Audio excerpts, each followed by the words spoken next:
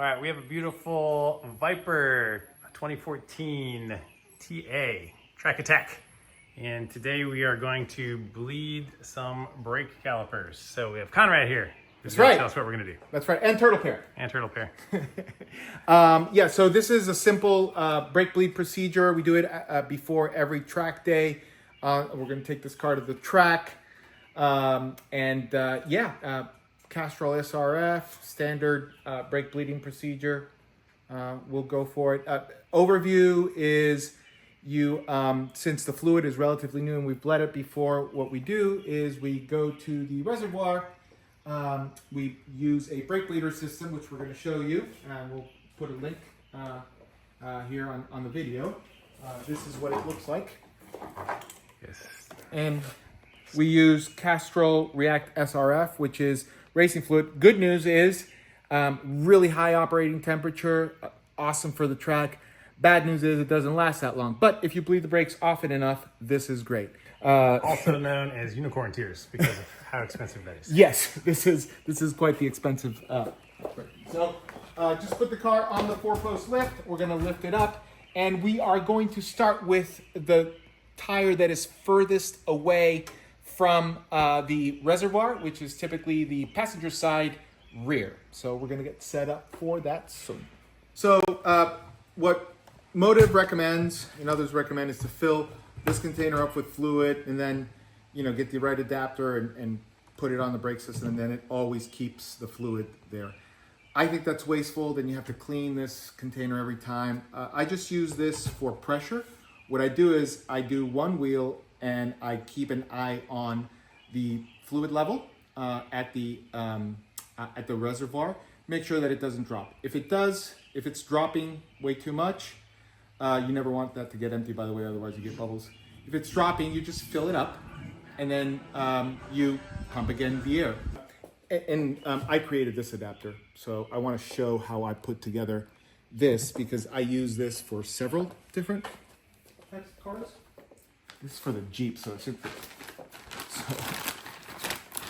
think this is the one for the Viper as well. So it's one of these.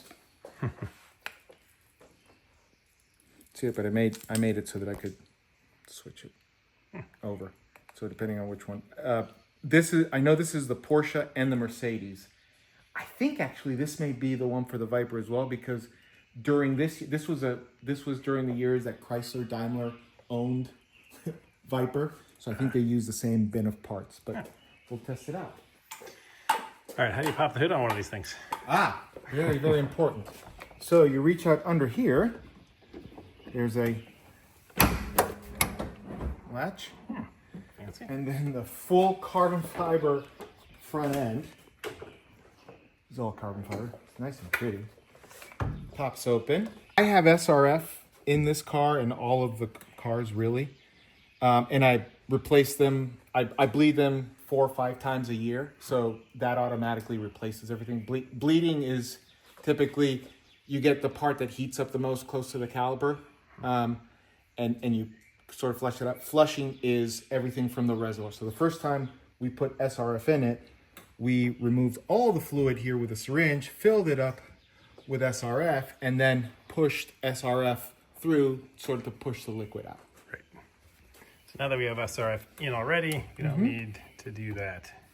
Correct. All you need to do is make sure that it is up to the top. So you see that the line of SRF is right around here. I'm going to fill it up just a hair more. It is this one. So when you buy that Motive pressure bleeder, there are different adapters that you can buy. That's correct. For it, or you can build your own like this. Okay, that's not the one. I know I have one. So it was the third option. Aha. Yes. All right. But as I mentioned before I do that, I'm going to fill it up all the way. Sort of fill it up beyond the maximum.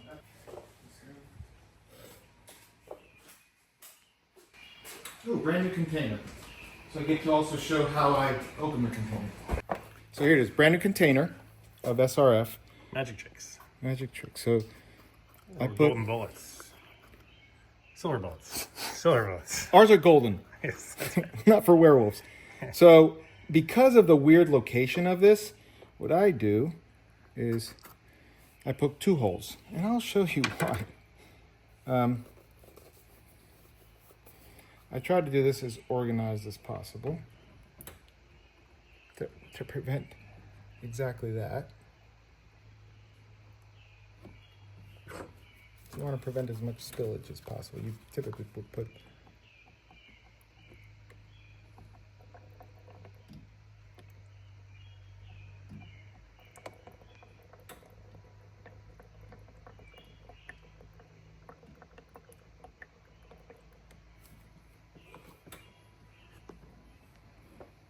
you're going to try That is maxed right there. I'll sort of max it out, and then I'll spray this a little bit afterwards. You don't want any of this stuff permanent in here, so.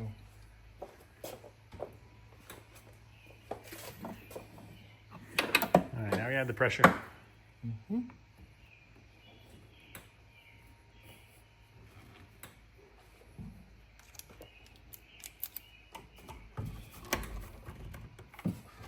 All right, so you want about 1 bar.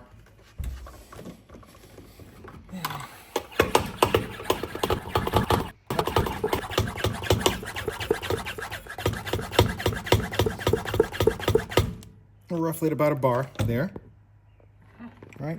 And it's nice to start this way because if there are any leakages,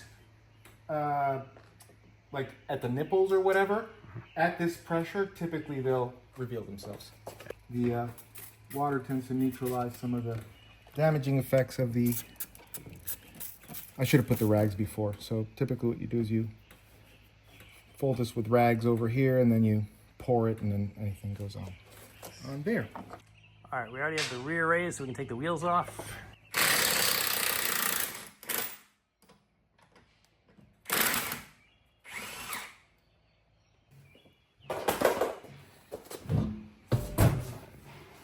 Wheel off so we can access the caliper. All right, so sorry, Yep. these are 10 millimeter nipples, and I should get the torque spec on them. So these have a nipple on the outside and on the inside. So we're gonna have to bleed both sides. All right, these are 10 Newton meters.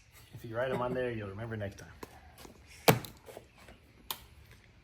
I have the same bottle here. It's got the little magnet attached to the side. It's super handy to clip it right onto your rotor there. You don't have to worry about it dangling. So the first thing I do is I release it.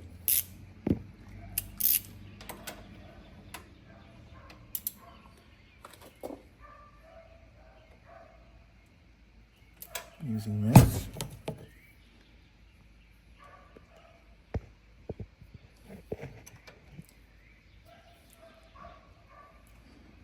And you just crack it open and it's gonna start bleeding out. You're gonna see it come down here. That's how often you change it, I can tell. I do. Because it already looks brand new.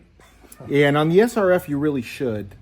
The SRF, again, will withstand a lot of temperature, but I think it has a life of like 2 years or something like that.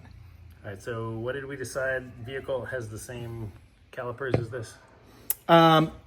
Most of the Dodge SRT Hellcat cars will have the same exact caliper. So the bleeding procedure is going to be the same. The torque on the nuts, on the bleeder bolts is going to be the same.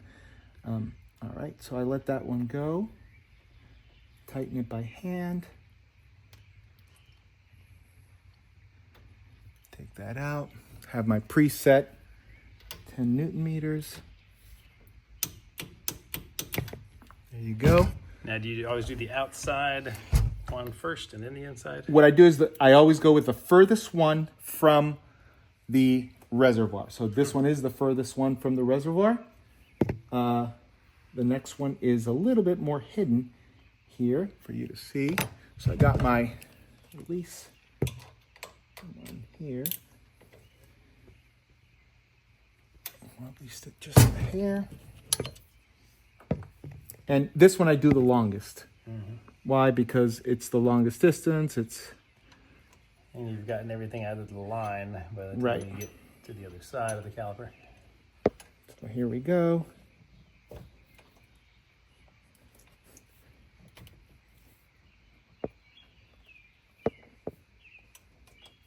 Why does it seem not to work? There we go.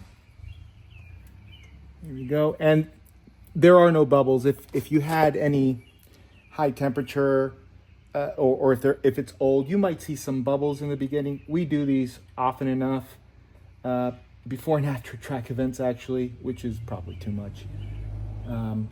Let it bleed for a little bit. Fill this up. Tighten this up so it stops leaking. Grab the, put it right in here. Then grab your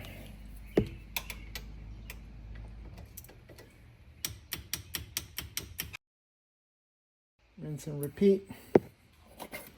That's one wheel. Do the same thing for the other wheels. And here's the step that you do in between. So you do one wheel. We're technically done with this side, right? So what we would do, especially since this is the longest one, we go back to the reservoir. And we double check a couple things. Number one, the level has gone down, right? So we've bled this much out of it, right? We're still above the minimum. The pressure is roughly still around 1 bar. So the system has remained closed. Nothing has gone in. At this point, you could, given that we've done this much, probably do that much for the other one. But what I'd like to do, just not to be lazy, is take the pressure off.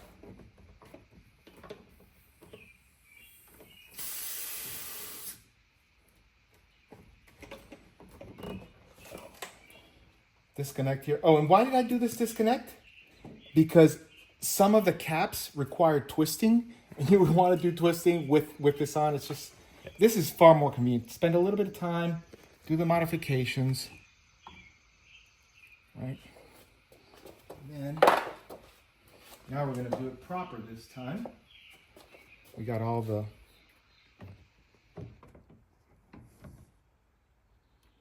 oop.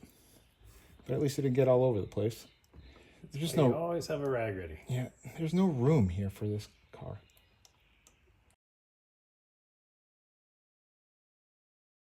All right, so we're topped back off again. Now just the same procedure, cap back on, repressurize. And you do all the other ones afterwards. Spray everything down with water. Get rid of the rags that were contaminated. Clean up all the stuff, and you're done. So that's it. All right, guys, hopefully this was helpful. Give it a thumbs up. I'll see you guys on the next video.